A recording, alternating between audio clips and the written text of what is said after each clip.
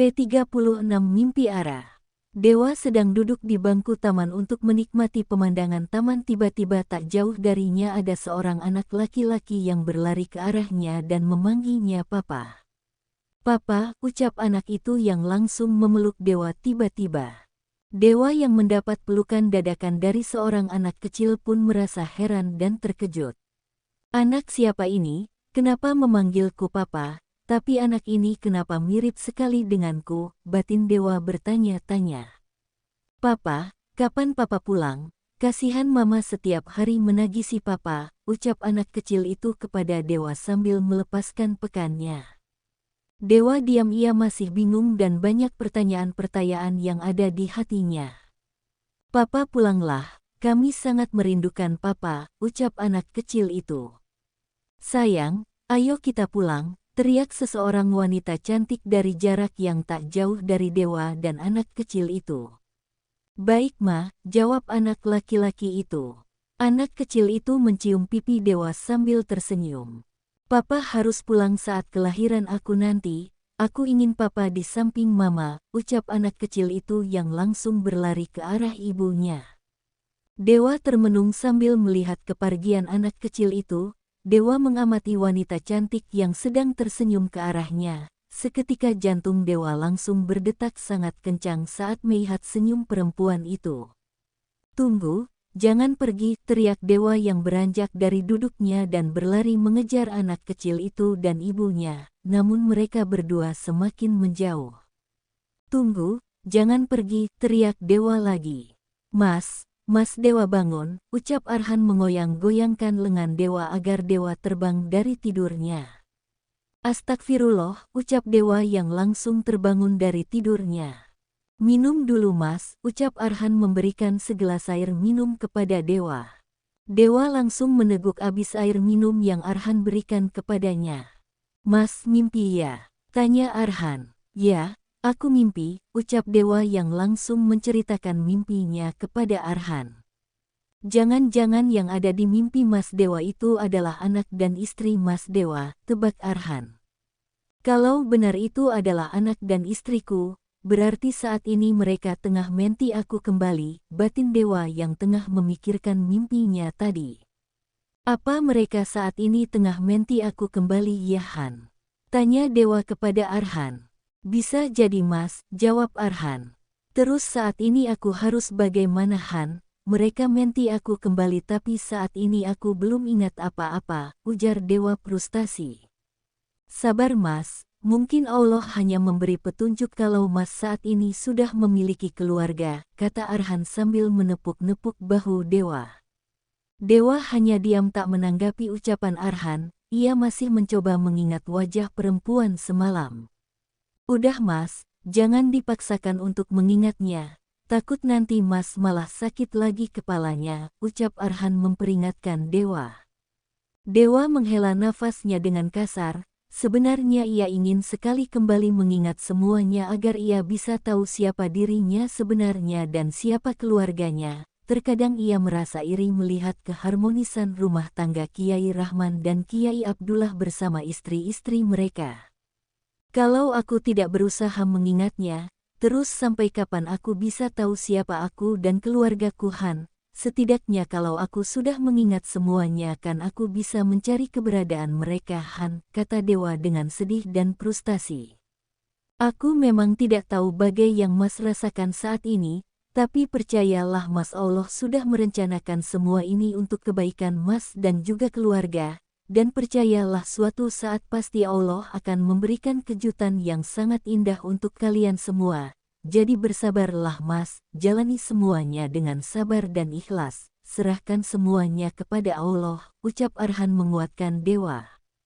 Ya kamu benar Han, mungkin Allah saat ini tengah merencanakan semuanya untuk memberikan ujian agar kami bisa lebih mendekatkan diri kepadanya, jawab Dewa.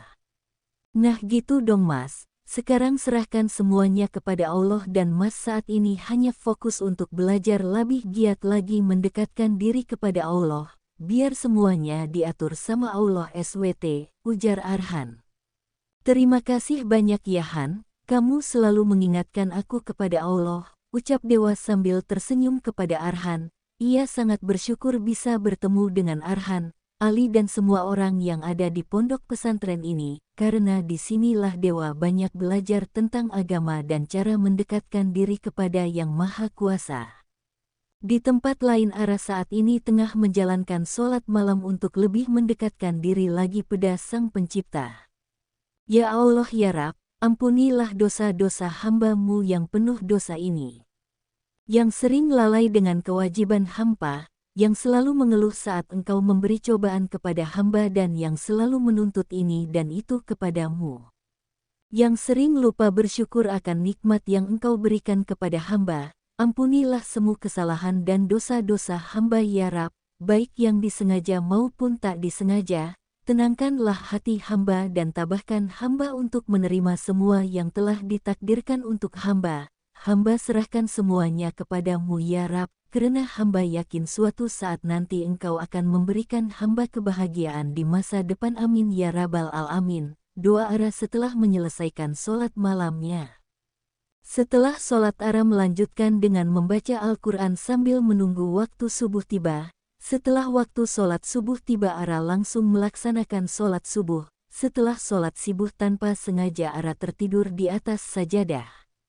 Sayang, panggil seseorang yang membangunkan Ara. Ara langsung terbangun saat orang itu membangunkannya. Ara nampak terkejut saat melihat siapa orang yang telah membangunkannya.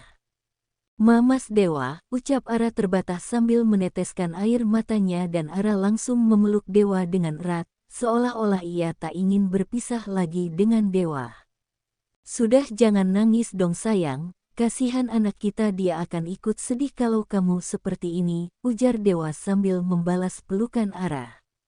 Mas Dewa kemana aja hiks, aku kangen sama Mas, tanya Ara sambil menangis di pelukan Dewa.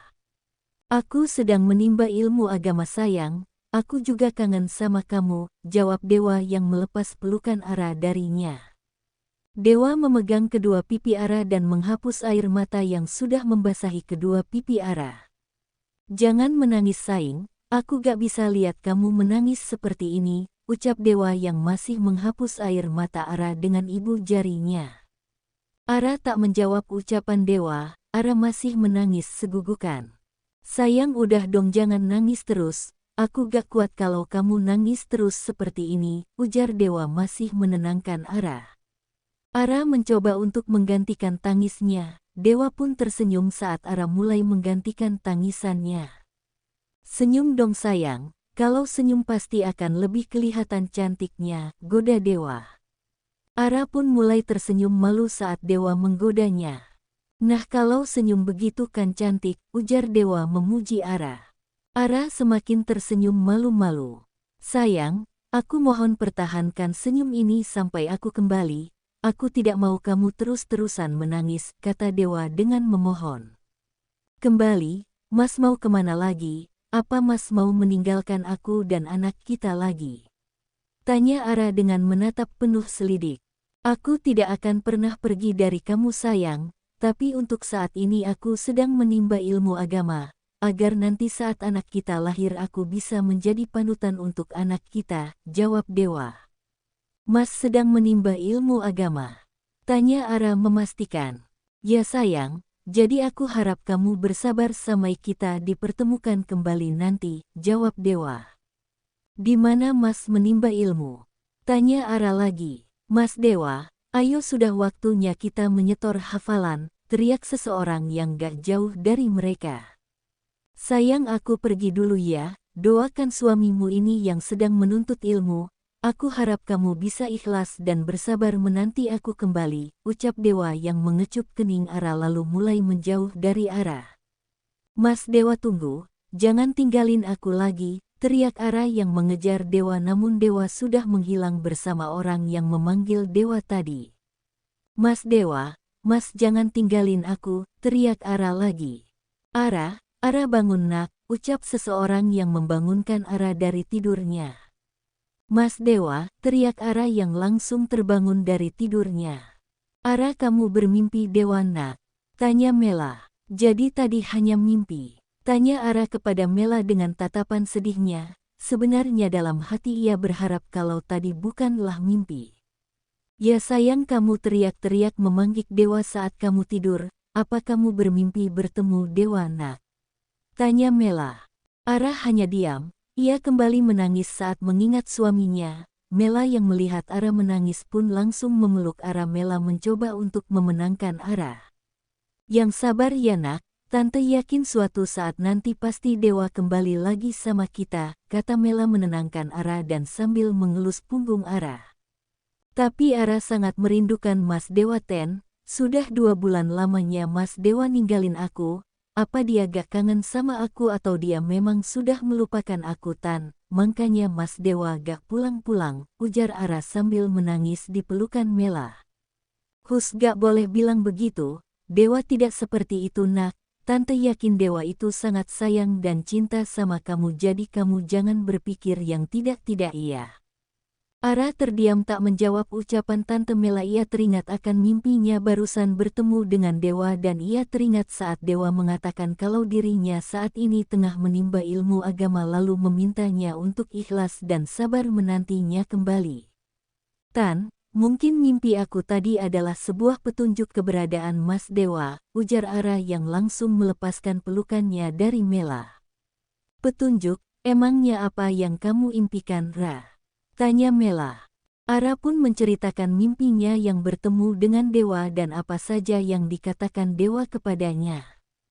Kalau benar itu adalah sebuah petunjuk, kemungkinan saat ini dewa tengah berada di pesantren, karena hanya di pesantrenlah tempat untuk menimba ilmu agama, ujar Mela. Tente benar. Aku akan menyuruh Satria mencari keberadaan Mas Dewa ke semua pesantren yang ada di negara ini, kata Ara yang langsung beranjak dari duduknya dan hendak pergi. Kamu mau kemana? Tanya Mela yang melihat Ara hendak pergi. Aku mau keluar mencari Satria Tan, jawab Ara yang langsung kelurahan dari kamarnya masih dengan menggunakan mukena. Semoga ini benar-benar petunjuk keberadaan dewa, dan mereka segera bertemu, gumam Mela. Ara langsung mencari keberadaan Satria, tanpa mengetuk pintu atau mengucapkan salam Ara langsung masuk ke dalam ruangan kerja dewa yang kini menjadi ruangan kerja Satria. Astaga, Nona Ara, ucap Satria terkejut saat pintu tiba-tiba dibuka secara paksa. Hehehe, maaf mengagetkanmu, ucap Ara sambil cengengesan. Ya tak apa Nona. Ada perlu apa Anda kemari Nona? Tanya Satria bingung karena tak biasanya Ara masuk ke dalam ruangan kerja dewa selam dewa tidak ada. Ara langsung duduk di kursi yang ada di hadapan Satria. Ia mulai menatap Satria dengan serius. Tadi aku bermimpi bertemu dengan Mas Dewa. Dia mengatakan kalau saat ini dia sedang menuntut ilmu agama dan memintaku berhenti menangisinya, kata Ara yang menceritakan mimpinya kepada Satria. Anda bermimpi bertemu dengan Tuan Dewa? Tanya Satria memastikan. Ya, maka dari itu aku memintamu untuk mencari keberadaan suamiku di pesantren yang ada di negara ini, pinta Ara. Pesantren di negara ini sangat banyak Nona, jumlahnya bisa mencapai puluhan ribu, ujar Satria yang sebenarnya kurang yakin kalau dewa ada di pesantren. Karena ia pikir kalau bosnya itu ada di sebuah pesantren pasti tidak akan betah dan yang pastinya akan langsung menghubunginya untuk meminta jemputan. Ya cari satu-satulah Sat, anak buahnya Mes Dewa kan banyak jadi apa susahnya suruh mereka mencari satu persatu pesantren di negara ini, ucap Ara kesal. Baiklah Nona, saya akan mengirimkan anak buah kita untuk mencari keberadaan Tuan di setiap pesantren yang ada di negara ini, kata Satria yang menyetujui permintaan dari Ara.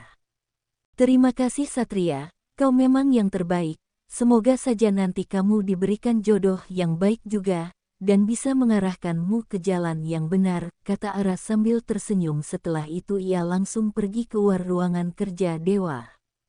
Untuk jodoh saya aminkan Nona, tapi untuk mengarahkan saya ke jalan yang benar itu apa maksudnya?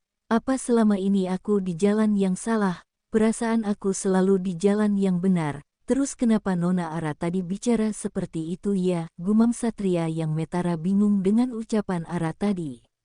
Ah sudahlah, tidak usah terlalu dipikirkan. Sebaiknya aku segera menjalankan perintah Nona Ara dan segera menyelesaikan pekerjaan ini, gumam Satria lagi. Bersambung.